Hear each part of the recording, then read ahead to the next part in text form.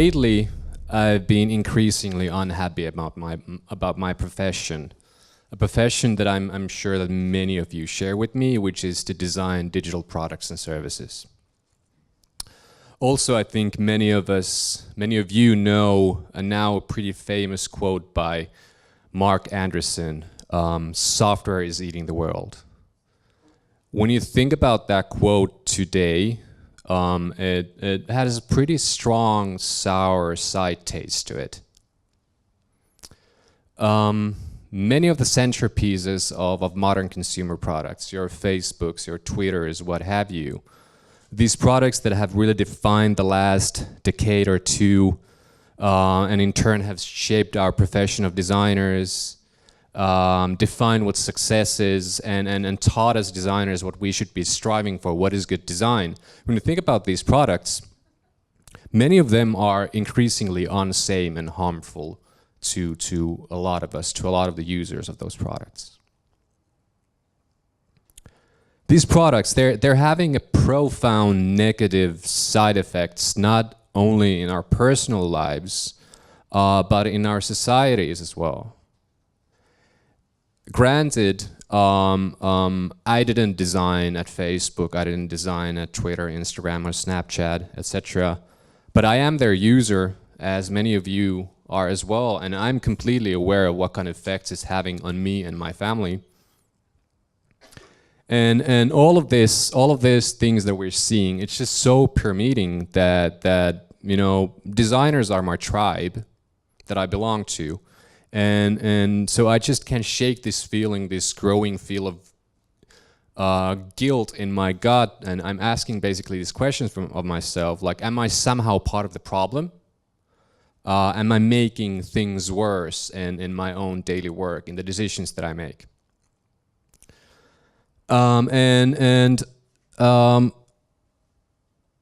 No longer I have been able to escape these questions lingering on my mind, so I've been trying to find some answers to them. Why are so much of today's product design harmful to their users? Why is it happening, and what could I do about it in my daily work? I'm not probably even halfway of figuring this shit out, and I would never call myself an expert in these matters, but I know that many of you, many other designers are also struggling with these questions and asking these questions of themselves. So I will try to share some of the things that have resonated with me, and I hope that they will create some discussions and create some thinking in your daily work as well.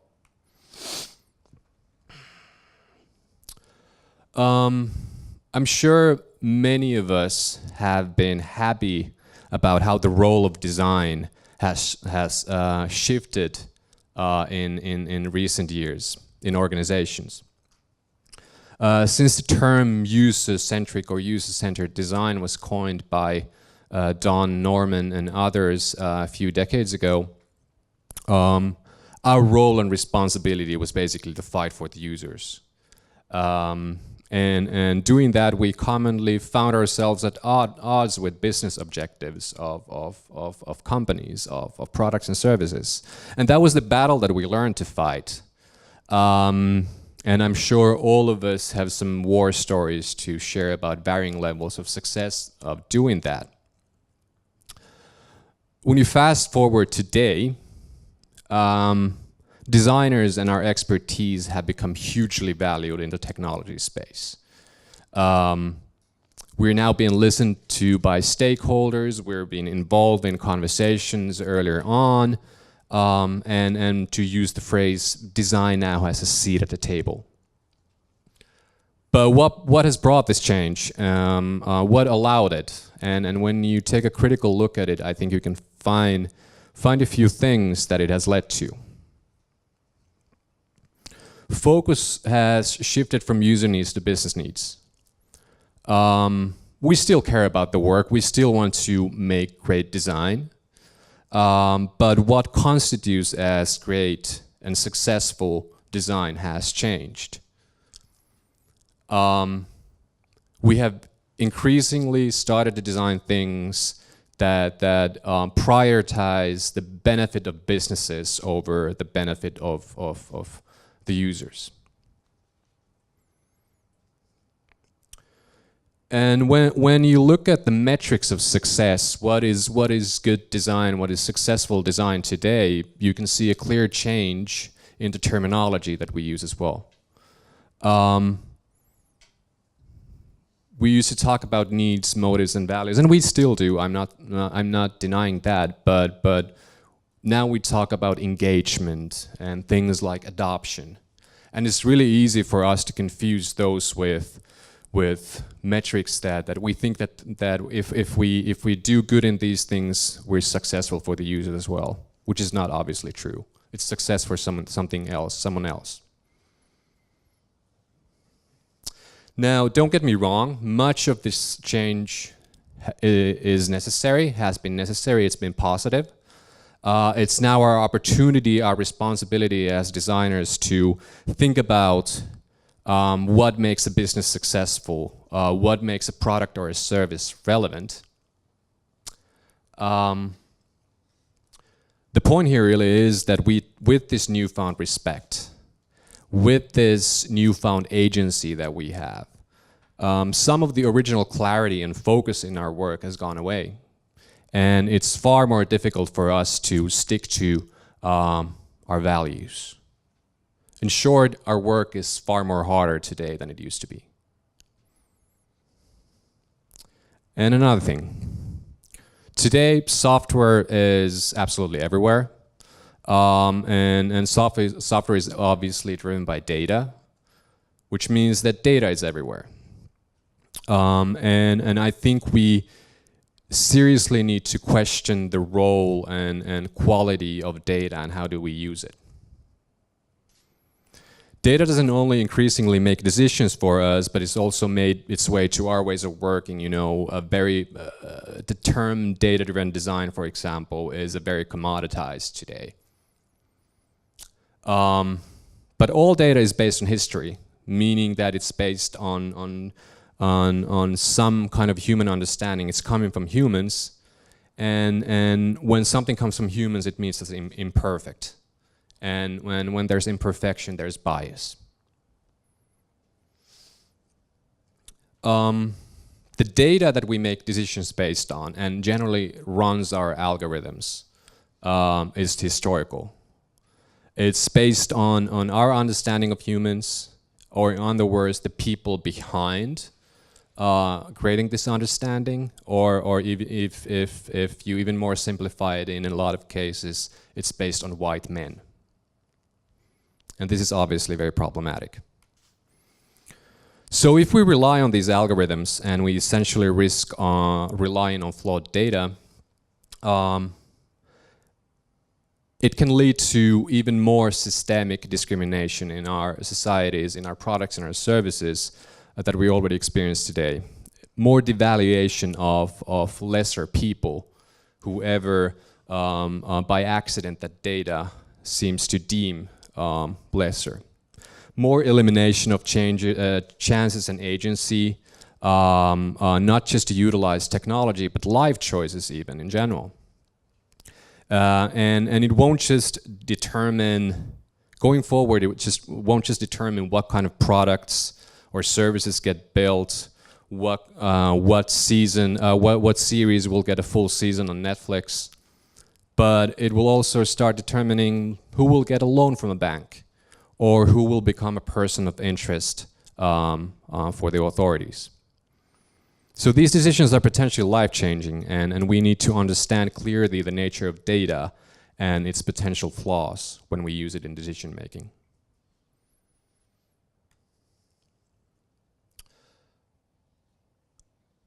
I'm sure most of us have personal experiences of how software or certain products have affected our daily lives and our habits. Whether that's zoning out during conversations or spending the last waking hour of every day on Instagram's Discover page. But as we saw in the beginning, that's just tip of the iceberg. There are far more bigger things that it's affecting not only personally, but again on a societal levels as well. And digging into this, one thing comes into focus. Our values and our ability to act according to them. So the nature of software is binary. It's made of ones and zeros. And by nature, the way it functions, it's been predefined, it's been designed, it's been given to us. In other words, it tells us how we can communicate, how we can express ourselves, how can I like something or someone, or even more concrete example, I can communicate my fondness of someone by clicking a button that has a label like. I can place an oval photo of myself in the top left corner of a screen. I'm given 2 colors to express my personality on a service, or I'm given a maximum of 200 characters to write a biography to tell the world who I truly am. And at the outset, that doesn't seem to be a problem considering how engaged we are with different things, how much we use these products, how easily we adopt them to our lives and our daily routines. But when you look at the way that we interact in the real world, for the lack of a better term, and the interactions that define us as humans, there's a big disconnect. And the way we express ourselves, the way we communicate in different situations is deeply personal. It's ever-changing, it's flexible, it's organic, and it's impossible to systemize or put into a set of rules. But that's what software is. It is a set of predefined rules and systems. So to take a quick step back and to try and understand what defines our actions as humans, what are values? To quote a designer and a great writer, Joe Edelman, values are ideas a person has about how they want to live, what kind of relationships and what kind of actions are of lasting importance in their life. And even if we really don't think about our values, they structure much of what we do, what kind of decisions we make in our lives. To again quote Edelman, values are ideas about the manner in which we want to act rather than the outcomes that we want. And here's the problem. Software in its nature, it generally prohibits us from acting according to our values. As an example, it might be extremely important for me to have deep, meaningful connections to my friends. Will I create them by browsing Instagram's Discover feed for an hour every night before going to sleep? Will it make me feel fulfilled in the morning when I wake up?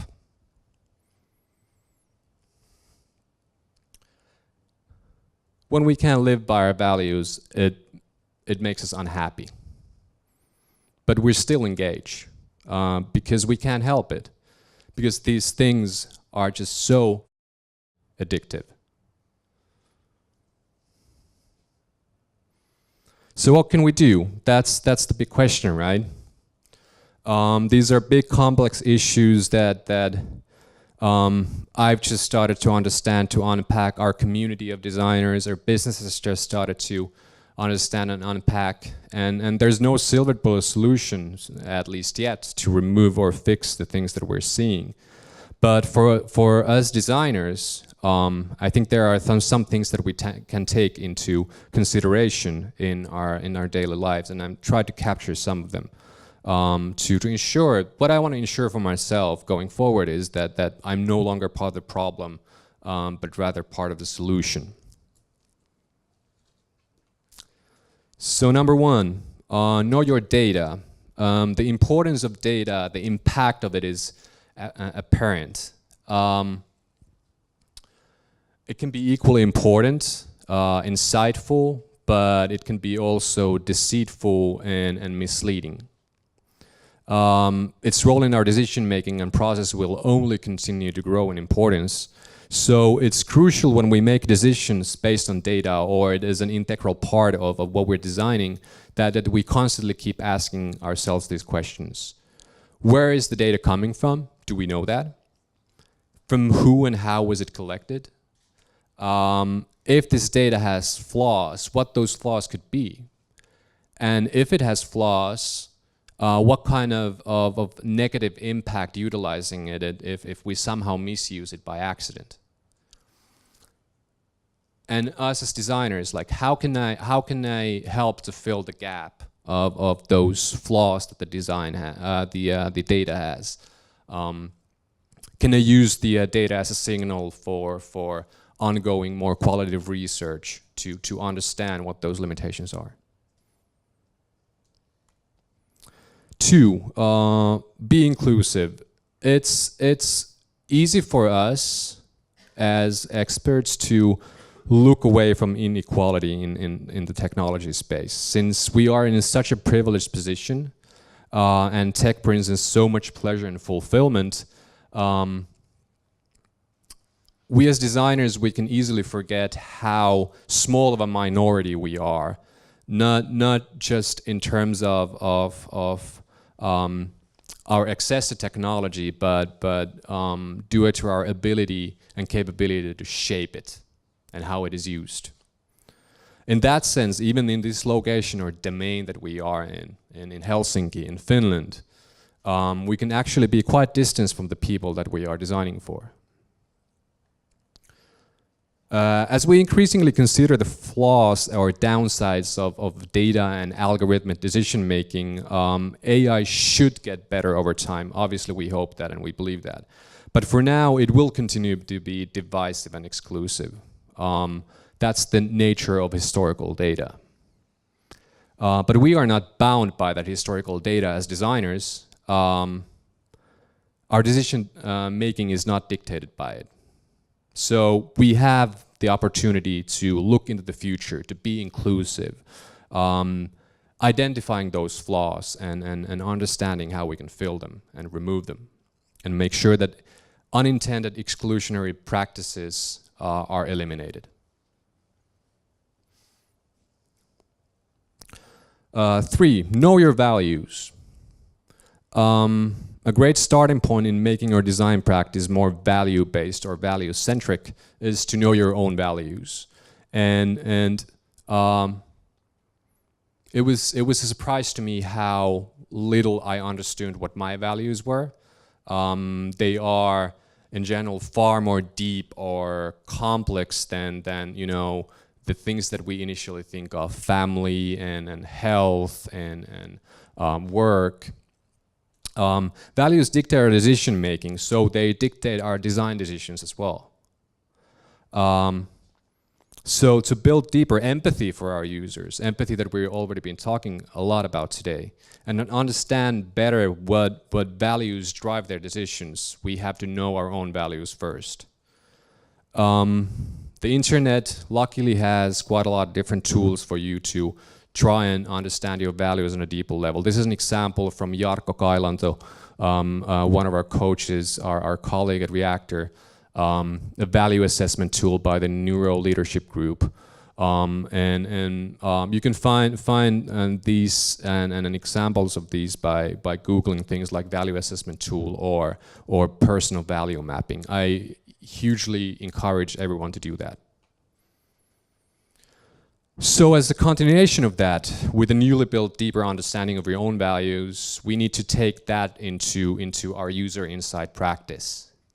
Don't be satisfied understanding what your users need, but go deeper into that and try to understand what are the values that drive their decision making. What motivates them? What do they dream of? What makes them threatened? What do they love? What do they hate? And how is that relevant to our designs?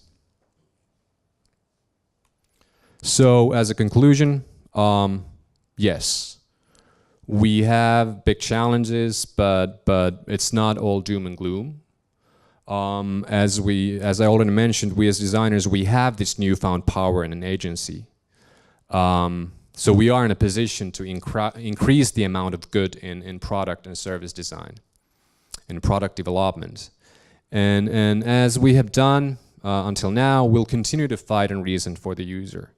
But in addition to that, we utilize the same experience and we will advocate for value-centric design, we'll advocate for human-centric design, not just user-centric design, but human-centric design, and transparent, sober use of data. That's it. Thank you.